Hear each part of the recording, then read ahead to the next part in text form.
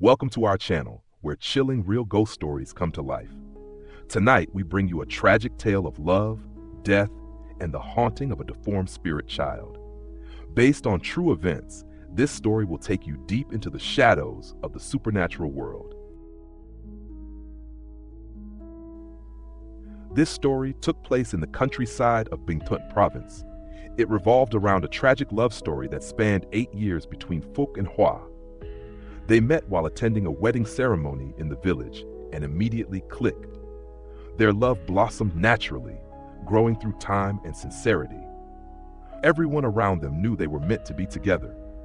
By their 8th year together, both families agreed to a formal engagement. Everything seemed smooth until Phuc's mother, Mrs. Liam, suddenly opposed the marriage. She had gone to see a spiritual master who told her that Phuc and Hoa's birth charts clashed severely. If they got married, one of them would die young, specifically the son. Mrs. Liam, who only had one son, became terrified. She had raised him alone since her husband's early death, and now the thought of losing her son pushed her to extremes. Despite Hoa's gentle nature and the couple's deep affection, Mrs. Liam forbade the wedding.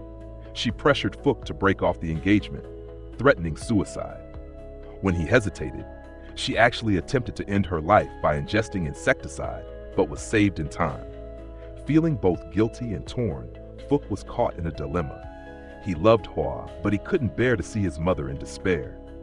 After a few more months of turmoil, he chose to leave Hoa, hoping it would ease the pain on both sides. But Hoa never blamed him. She quietly packed her things and disappeared from Phuc's life without a word. 2 months passed. One evening, Phuc received a strange message from an unknown number. The message was melancholic, filled with sorrow and resignation. He suspected it was from Hoa. Frantic, he tried to call back, but the number was inactive. He rushed to her boarding house, but she had moved out weeks ago. A few days later, news came that a woman had jumped from the old bridge into the river.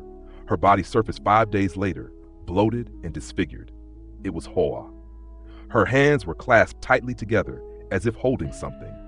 Her family was devastated. They blamed Phuc entirely, refusing to allow him to attend the funeral. He could only kneel from afar, watching her coffin disappear into the ground. After Hoa's death, strange things began happening. Phuc changed. He became cold, irritable, and distant. He often argued with his mother. At night, he refused to sleep in his bedroom and instead curled up on the cold bathroom floor. He would wake up drenched in sweat and sometimes completely soaked, as if he had just climbed out of a river. One afternoon, a neighbor witnessed something horrific. Phuc climbed onto a chair in their yard, snatched a pet bird from a cage, and bit its head off, alive. His mouth and hands were covered in blood. But what terrified the witness wasn't just the act, it was what they saw behind him. A pale, barefoot woman stood silently. Her hair was wet, her dress clung to her cold skin, and she held a deformed baby in her arms. She had no legs, only a floating form. The next night, Mrs. Liam had a terrifying dream. In it, Hoa stood beside her bed, soaked and pale. Her voice was a whisper filled with pain. "You separated us. Now I've come to take him with me." Mrs. Liam awoke in a cold sweat. In the following days, Phuc began talking to himself, mumbling incoherently, often staring blankly toward the river. When Mrs. Liam followed him one night, she saw him wading into the dark water, waist deep, whispering as if someone were responding. Then he laid flat on the riverbank, pressing his ear to the ground like he was listening to a heartbeat. Desperate, she sought help.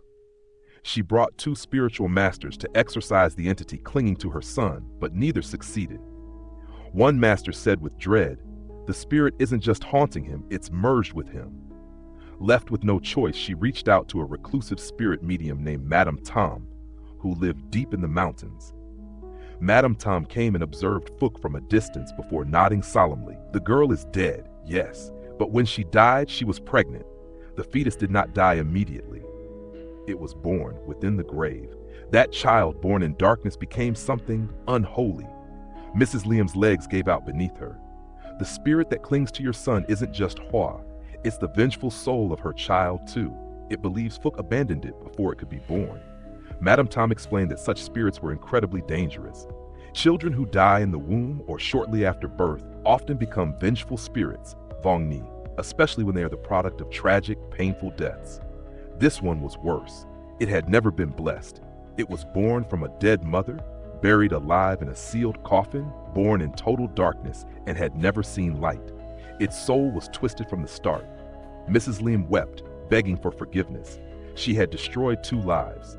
She approached Hwa's mother, who had moved away to escape memories of the tragedy. Trembling, Mrs. Liam fell to her knees and begged, "Please, let me open Hwa's grave. Let me take the baby out. It shouldn't have been buried with her." After much resistance, Hwa's mother agreed. They performed the ritual on a foggy morning. When the coffin was opened, those present recoiled in horror.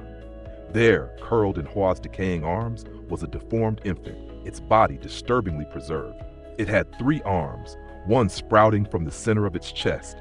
Its head was dented like a gourd, its eyes slightly open, as if it had seen everything from within the coffin. Madame Tom performed a rite to separate the spirits.